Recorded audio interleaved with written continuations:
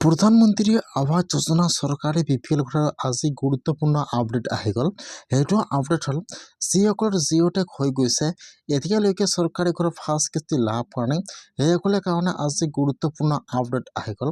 যদি আপোনালোকে চৰকাৰী ঘৰৰ কাৰণে এপ্লিকেশ্যন কৰিছে আৰু আপোনালোকৰ জিঅ'টেক সম্পূৰ্ণ হৈ গৈছে তেনেহ'লে কিন্তু আজি আপোনালোকৰ একাউণ্টত চৰকাৰী ঘৰৰ ফাৰ্ষ্ট কিস্তি সোমাই গ'ল।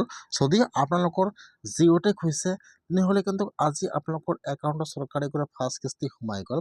কেনেকুৱাকৈ আপোনালোকে চৰকাৰী ঘৰৰ পে'মেণ্টটো চেক কৰিব যে আপোনালোকৰ একাউণ্টত চৰকাৰী ঘৰৰ পইচা সোমাইছে নে সোমোৱা নাই আৰু আপোনালোকৰ নামটো এপ্ৰুভ হৈছে নে হোৱা নাই। মই আজি এইটো ভিডিঅ'ত আপোনালোকক সম্পূৰ্ণ প্ৰচেছ ষ্টেপ বাই ষ্টেপ দেখুৱাই দি আছোঁ। কেনেকৈ আপোনালোকে ইনষ্টলমেণ্ট চেক কৰিব চাই লওক। এতিয়া আপোনালোকে ফাৰ্ষ্ট এইটো অপশ্যনত আহি যাব PMAYG। এইটো অপশ্যনত অহাৰ পিছত ইয়াত চাব 2 নম্বৰ দিয়া থাকিব আৱাসত। আপোনালোকে ফাৰ্ষ্ট আৱাসত ক্লিক কৰিব, তাৰপিছত আপোনালোকে ৰিপৰ্টৰ ওপৰত ক্লিক কৰিব। এতিয়া কিন্তু আপোনাৰ ওচৰত এইটো পেজ অপেন হৈ যাব এনেকুৱাকৈ। মই কিন্তু আপোনাৰ সুবিধাৰ কাৰণে অপশ্যনৰ লিংকটো মোৰ ডিছক্ৰিপশ্যনত দি দিছোঁ। আপোনালোকে ডাইৰেক্ট ক্লিক কৰি এইটো পেজত আহি যাব। হোৱাৰ পিছত এতিয়া আপোনালোকে অলপমান তলত আহি যাব। ইয়াত চাব, ইয়াত যিটো এপ নম্বৰ অপশ্যন দিয়া থাকিব EFMS ৰিপৰ্ট, ইয়াত যিটো এপৰ 9 নম্বৰ অপশ্যন দিয়া থাকিব FTO ট্ৰানজেকশ্যন চামাৰি ইনষ্টলমেণ্ট উইথ। এতিয়া আপোনালোকে এপৰ 9 নম্বৰ অপশ্যনৰ ওপৰত ক্লিক কৰিব। এপৰ 9 নম্বৰ অপশ্যনৰ ওপৰত ক্লিক কৰিব। এতিয়া কিন্তু আপোনাৰ ওচৰত আৰু এটা নতুন পেজ ইয়াত অপেন হৈ যাব এনেকুৱাকৈ। এতিয়া আপোনালোকে ইয়াত একো ক্লিক কৰিব নালাগে। তলত চাব দিয়া থাকিব অল ষ্টেট। এতিয়া আপোনালোকে সেইটো অপশ্যনৰ ওপৰত ক্লিক কৰিব অল ষ্টেট। এতিয়া ইয়াত আহি যাব ষ্টেট নাম। আপোনালোকে ফাৰ্ষ্ট ইয়াত আপোনালোকৰ ষ্টেট নামটো আসাম চিলেক্ট কৰি লৈ ল'ব।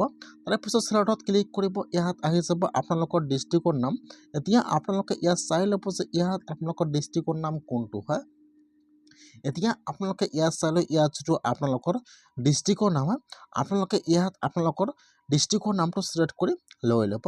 ফাৰ্ষ্ট ষ্টেট, তাৰপিছত ডিষ্ট্ৰিক্ট, তাৰপিছত চিলেক্টত ক্লিক কৰিব। ইয়াত আহি যাব আপোনালোকৰ ব্লকৰ নাম। এতিয়া আপোনালোকে ইয়াত চাই লৈ ইয়াত যিটো আপোনালোকৰ ব্লকৰ নাম হয় ইয়াত চিলেক্ট কৰি লৈ ল'ব। তাৰপিছত ইয়াত চাব দিয়া আছে কেপচা। এতিয়া আপোনালোকে ইয়াত ফাৰ্ষ্ট কেপচাটো বহাই নিদিব। ইয়াত চাব ইয়াত লিখা থাকিব চিলেক্ট ফিল্টাৰ। এতিয়া আপোনালোকে অলপমান তলত আহি যাব। হোৱাৰ পিছত আপোনালোকে ইয়াত চাব চিলেক্ট অপশ্যন দিয়া আছে, আপোনালোকে চিলেক্টৰ ওপৰত ক্লিক কৰিব। এতিয়া তলত চাব দিয়া থাকিব FTO send to bank for. এতিয়া আপোনালোকে ফাৰ্ষ্ট ইয়াৰ পৰা এইটো অপশ্যন চিলেক্ট কৰি লৈ ল'ব FTO send to bank for.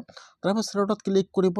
যিহেতু আপোনালোকে এতিয়াও চৰকাৰী ঘৰৰ এটা কিস্তিও লাভ কৰা নাই, খালি আপোনালোকৰ জিঅ'টেক হৈ গৈছে, সেইকাৰণে ইয়াত যিটো 1 নম্বৰত দিয়া আছে 1 ইনষ্টলমেণ্ট। এতিয়া আপোনালোকে ইয়াৰ পৰা এইটো অপশ্যন চিলেক্ট কৰি লৈ ল'ব 1 ইনষ্টলমেণ্ট। এতিয়া আপোনালোকে ওপৰত আহি যাব। আপোনাৰ তাত যি কেপচা আহিছে এতিয়া আপোনালোকে ইয়াত কেপচাটো বহাই দিব। কেপচাটো বহাই দি আপোনালোকে এতিয়া চাৰিমুঠৰ ওপৰত ক্লিক কৰিব। যেতিয়া আপোনালোকে কেপচাটো বহাই দি চাৰিমুঠৰ ওপৰত ক্লিক কৰিব এতিয়া কিন্তু আপোনাৰ ওচৰত ইয়াত আপোনালোকৰ ঘৰৰ FTO নম্বৰ আহি যাব। এতিয়া আপোনালোকে ইয়াত চাই ল'ব যে ইয়াত আপোনালোকৰ ঘৰৰ FTO নম্বৰ কোনটো হয়। ইয়াত যিটো আপোনালোকৰ ঘৰৰ FTO নম্বৰ হয় আপোনালোকে ইয়াত এনেকুৱাকৈ চাই ল'ব। ইয়াত চাব ইয়াত আহি যাব এনেকুৱাকৈ।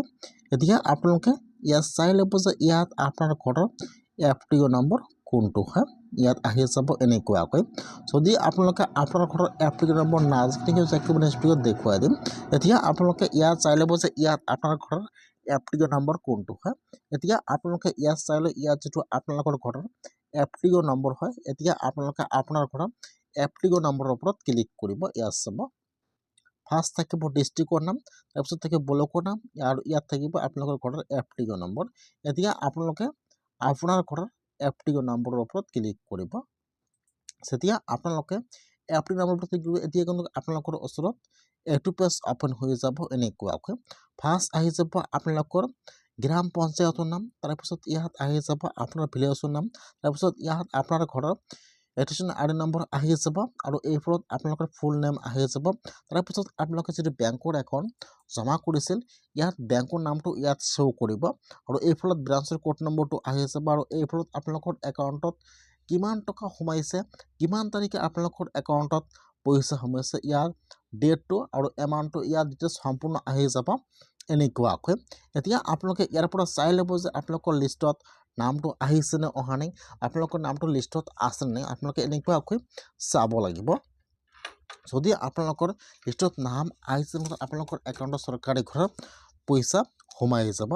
আপোনালোকে এনেকুৱাকৈ চৰকাৰী ঘৰৰ ইনষ্টলমেণ্টটো চেক কৰিব লাগিব। যদি আপোনালোকৰ জিঅ'টেক হৈছে, আপোনালোকে এতিয়া চৰকাৰী ঘৰৰ পইচা লাভ কৰা তেনেহ'লে আপোনালোকে ফাৰ্ষ্ট ইনষ্টলমেণ্টটো চেক কৰক যে আপোনালোকৰ লিষ্টত নামটো আহিছে নে অহা নাই আৰু আপোনালোকৰ একাউণ্টত ঘৰৰ পইচা সোমাইছে নে সোমোৱা নাই। যদি আপোনালোকে আপোনাৰ ঘৰৰ এপ্লিকেশ্যন নম্বৰ নাজানে কেনেকৈ ঘৰৰ এপ্লিকেশ্যন নম্বৰ চেক কৰিব, নেক্সট ভিডিঅ' আহি আছে,